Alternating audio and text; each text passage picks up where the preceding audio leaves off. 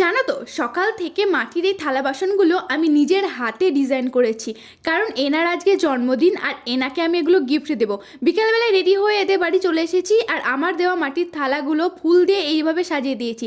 সাজানোটা কেমন হয়েছে কমেন্ট সেকশনে জানিও কিন্তু। আর এই দেখো বার্থডে গার্ল বসেও পড়েছে, তবে ও যেহেতু এখন অনেকটাই ছোট, কি করতে হবে বা কি হচ্ছে ও কিছুই বুঝতে পারছে না।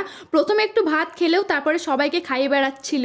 বাড়িতে এসে আমি গাছে জল দিলাম, বিকেলবেলায় ওর বার্থডে কেকটা আনতে গেলাম।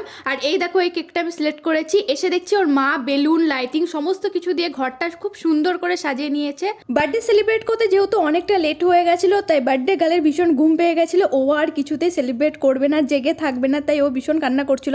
আমরা কোনো মতে ওকে জাগিয়ে রেখে লাস্টে সেলিব্রেশন করি। আর তারপরে আমি সবাইকে কেক দিয়ে নিজেও কেক খেয়ে নিই। তারপরে খাবারে ছিল লুচি আর মাংস, যেটা আমার ভীষণই প্রিয় একটা কম্বিনেশন। তারপরে একটু বসে আমরা বাড়ি চলে আসি। দেখা হচ্ছে পরের ব্লগে, বাই।